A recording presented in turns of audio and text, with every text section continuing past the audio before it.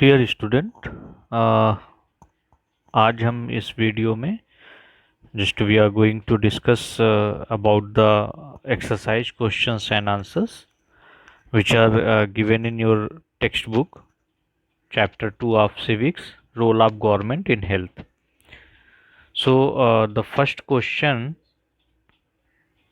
is, in this chapter you have read that health is wider concept than illness. So, observe this quote from the Constitution and explain the terms living standard and public health. And the second is public health in your own words.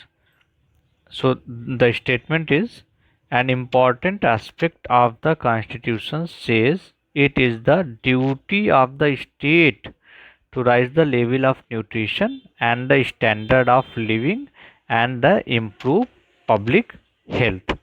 सो ये statement है, इस statement को आपको पढ़ना है और constitution के में जो ये स्टेटमेंट दिया है इसके बेसिस पर आपको लिविंग स्टैंडर्ड और पब्लिक हेल्थ के बारे में जो है वो लिखना है।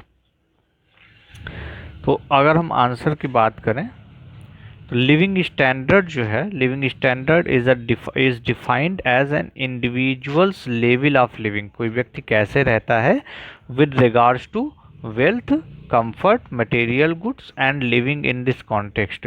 वो उसका कंफर्ट लेवल क्या है, उसके पास पैसे कितने हैं, how much money have, how much facilities he or she have, which type of materialistic goods he or she is using, health. So living in excellent hygienic conditions are a good indicator of how high the living standard. If a person is living in a good hygienic indicator, it means the living standard of that person is very good of an individual or the nation in general is, पूरे राष्ट्र का उस पर depend करता है। On the contrary, the lower the hygiene standard, जितना hygiene standard lower होगा, lower the living standard, उतना ही जो है जो लिविंग स्टैंडर्ड होगा that will be lower. So an example of a low living standard is staying in dirty surroundings and consuming unhygienic food. If a person is staying in the dirty surroundings like slum areas and consuming unhygienic food, it means that person's living standard is low living standard. Public health is defined as the science of protecting and improving the general health of the general population through education, policy making and research on disease and injury prevention। क्या है? Public health is defined as the, जो सार्वजनिक स्वास्थ्य है उसको कैसे define कर सकते हैं? Protecting and improving the general health of the general population. सामान्य जो लोग हैं उनकी जो है जो सामान्य स्वास्थ्य है उसको प्रोटेक्ट करना है। कैसे प्रोटेक्ट करना है? थ्रू एजुकेशन, शिक्षा के द्वारा, पॉलिसी मेकिंग के द्वारा, और डिजीज़ और उनके जो इंजरीज हैं उनके प्रिवेंशन पर, उनके रोकथाम के लिए जो रिसर्च है उसके द्वारा। Indicators such as mortality rate, mortality rate means कितने जो है वो जो है मृत्यु दर कितनी है, बर्थ रेट जन्म दर कितनी है, न्यूट्रिशन इंडेक्स कितने लोग न्यूट्रिशन फूड ले रहे हैं, are the use to measure how good और bad public health is for a given population. किसी पॉपुलेशन की जो है जो पॉपुलेशन की जो हेल्थ है वो पॉपुलेशन की हेल्थ कैसी है, ये इसी बात पर डिपेंड करता है कि वहाँ की मोर्टेलिटी रेट कितनी है, बर्थ रेट कितनी है और न्यूट्रिशन इंडेक्स कितना है। सेकेंड क्वेश्चन है आपका, what are the different ways through which the government can take steps to provide health care to all। सरकार कौन से स्टेप्स ले सकती है जिससे वे सभी को जो है हेल्थ केयर सर्विसेज प्रोवाइड कर सके?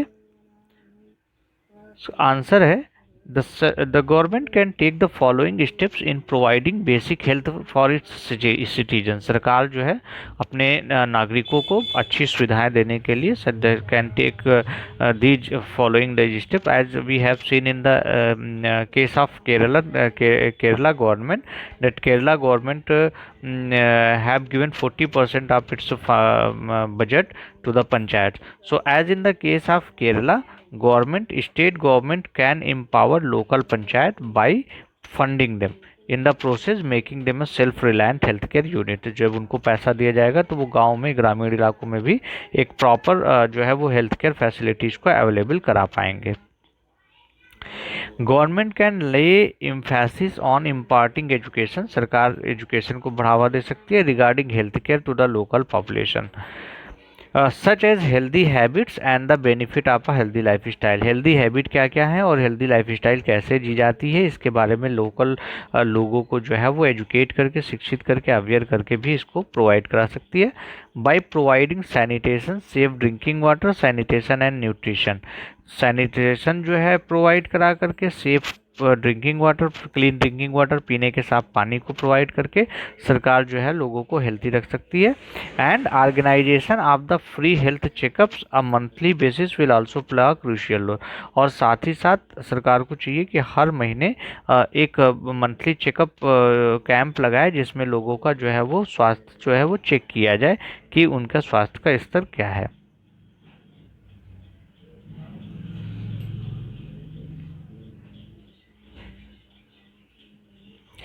सो नेक्स्ट क्वेश्चन जो है वो है what difference do you find between private and public health care services. Private health care services और पब्लिक हेल्थ केयर यानी सरकारी जो है स्वास्थ्य सुविधाएं जो है और जो निजी स्वास्थ्य सुविधाएं हैं उनके बीच में क्या डिफरेंस है, इन बेसिस पर जो है उसको लिखना है। प्राइवेट में कॉस्ट ऑफ सर्विस कितनी है, पब्लिक में कितनी है और अवेलेबिलिटी ऑफ सर्विस कितनी है।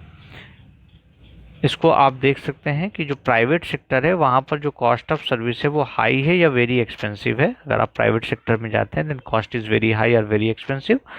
पब्लिक सेक्टर में या तो फ्री है, आइदर फ्री और एट अ सब्सिडाइज कॉस्ट, या तो बहुत ही कम रेट पर है। If we talk about the availability of service, हम सर्विस अवेलेबिलिटी की बात करें तो everything is available but at a high cost. Private hospitals में सब कुछ अवेलेबल है, वेंटिलेटर से लेकर के आईसीयू, एनआईसीयू, ऑक्सीजन और जो डिफरेंट तरीके के जो भी इक्विपमेंट्स होते हैं, ऑपरेशन होता है, वो सब अवेलेबल है बट कॉस्ट उसकी हाई होती है।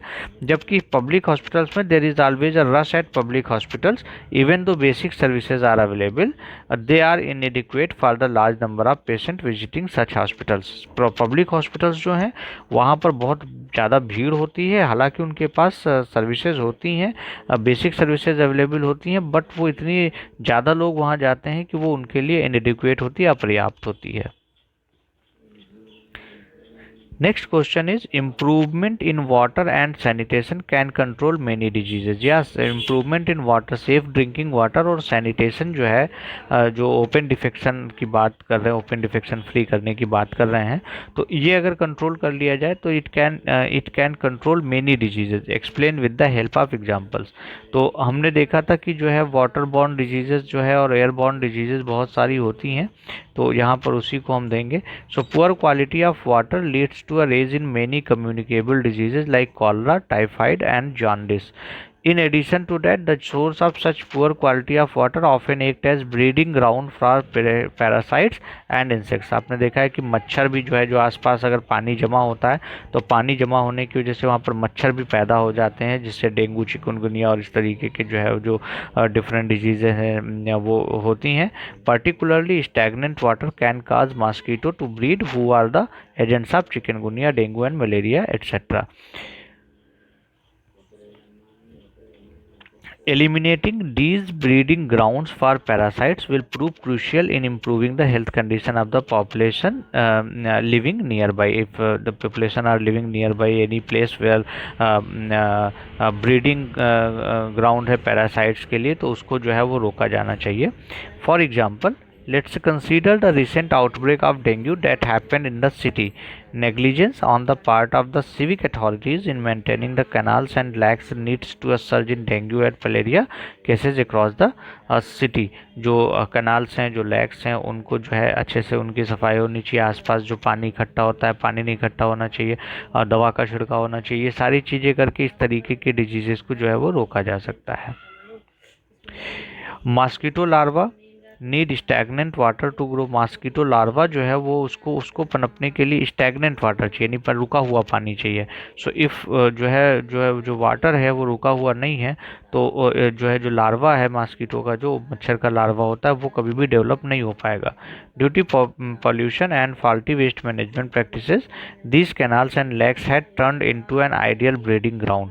सफाई न होने की वजह से जो ग्राउंड है वो वो जो है वो ब्रीडिंग के लिए बहुत इजी हो जाता है फॉर मॉस्किटो।